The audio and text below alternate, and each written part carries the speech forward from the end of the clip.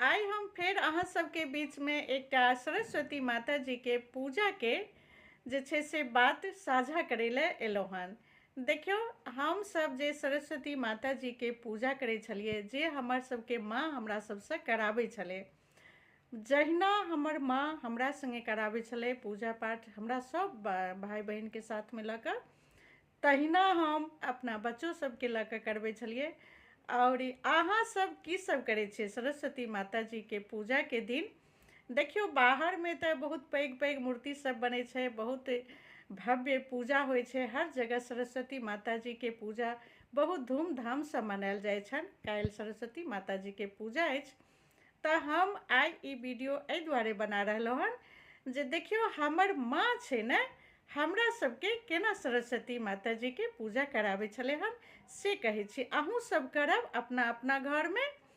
सुबह सुबह उठ कर सब भाई बहन नहा सुना कर और लगभग नया कपड़ा पहिर कर भगवान के मंदिर लग में बैसे छलिए। सब भाई बहन खूब सुंदर सा मंदिर के माँ साफ सुथरा कऽ कऽ सरस्वती माता जी के मूर्ति के घर में अगर या तो बहुत बढ़िया, नहीं या तो खरीद कर लानब। और सरस्वती माता जी के मूर्ति सामने में राखि कऽ बहुत सुंदर हुनका लए माँ हमर हलवा बनबै छलै और भोग लगायल जाइ छलै। पूजा पाठ सब पूरा परिवार एक साथ बैस कऽ सब भाई बहन साथ में पूजा करै छलिए। और सब भाई बहन के माँ छै ने सिंदूर के ठोप लगा दै छलै हन। और सरस्वती माता जी के वंदना, बहुत सारा वंदना छै, एकटा वंदना गीत प्रार्थना गीत एकटा हम सब गाबै छलिए सब भाई बहन साथ में। और माता जी के हलवा के भोग लगाबै छलिए, धूप दीप और ई सब तो चढ़ेबे करे छलियन, फूल अगरबत्ती सब चीज हुनका आगू में रहबे करे छले।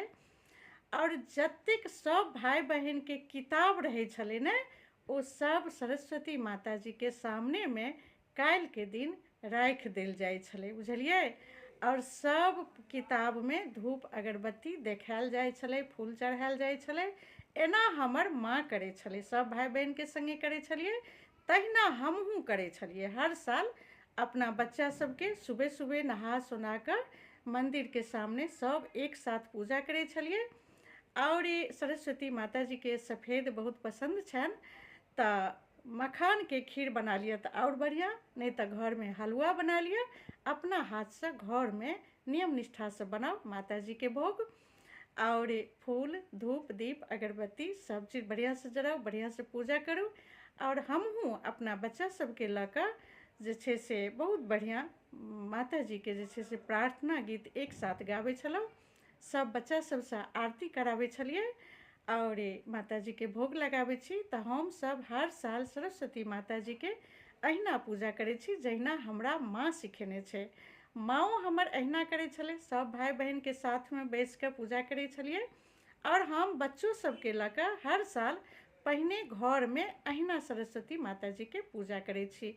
और बाद में हर जगह तऽ मूर्ति सब बैसै छथिन और हर जगह जे छै से बहुत धूमधाम से पूजा होइए, तऽ दर्शन करै छी, धूप आरती जे छै से सेहो सब में शामिल होइ छी। ई तऽ हेबे करैए, लेकिन घर में अहिना मनायल जाइ छै।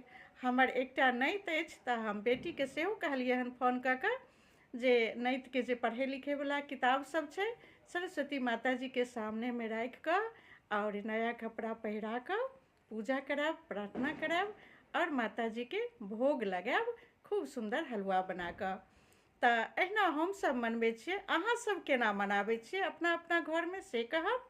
और अगर एना नहीं करै छी तऽ हम जेना करै छियै तेना जरूर करब, अपनो घर में सरस्वती माता जी के आराधना जरूर करब, पूजा पाठ करब और बच्चा सबसँ पूजा पाठ जरूर करबायब। क्या तऽ हमर माँ करबै छलै और हम अपना बच्चा सबके करबै छियै। और हम अपना नैत सबके सेहो कहलिए हन फोन कऽ कऽ जे पूजा करब है। ठीक छै, सरस्वती पूजा के, सरस्वती माता जी के पूजा करब और सरस्वती पूजा के बहुत बहुत बहुत बधाई, बहुत शुभकामना। सरस्वती माता जी सबके ऊपर कृपा बनेने रहथि, बुद्धि ज्ञान विद्या सबके दैथ भरि भरि कऽ। ठीक छै, जय मिथिला जय मैथिली, बाय बाय।